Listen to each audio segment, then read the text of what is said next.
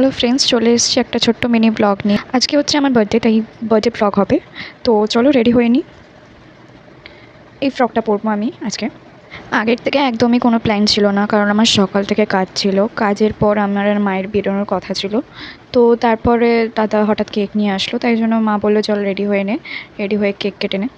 তো আমি রেডি হয়ে চলে গেলাম কিচেনের দিকে। দেখি মা পায়েস বানাচ্ছে আর সাথে পরোটা বানাবে। তো পরোটার জন্য মা রেডি করছে, ময়দা ফয়দা মাখছে। আর এটা হলো পায়েস।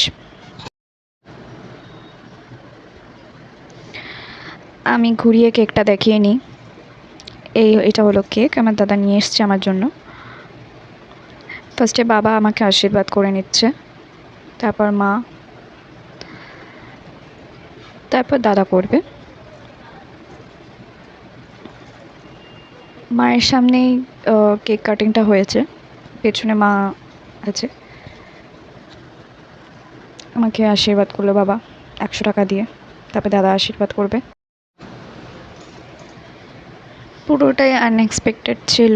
আমি ভাবিনি যে আমি কেক আনবে, আবার আমি সাজবো, এত কিছু। তো ভাবলাম চলো সেজে নিই, যখন কোথাও বেরোনো হলোই না। আমি খুব খুশি হচ্ছিলাম যে আমি টাকা পাবো, বেশ ভালো লাগছিলো। অনেক দিন ধরে ভাবছিলাম যে আমিও কেক নিয়ে এরকম একটা ফটো তুলবো, কারণ আমি দেখছিলাম সোশ্যাল মিডিয়াতে এরকম ফটো অনেক ভাইরাল হচ্ছিলো। তো চলো আমি ফটোশ্যুট করে নিই। এরপর আমার কেক কাটিংয়ের পালা আসলো। পাশে যে মোমবাতিগুলো ছিল সেটার জন্য আগুন ধরে গেছিলো কেকের একটা সাইডে।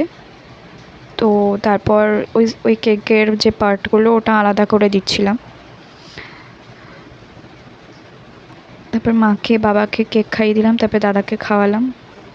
পেছনে পোকো এসে গেছিলো।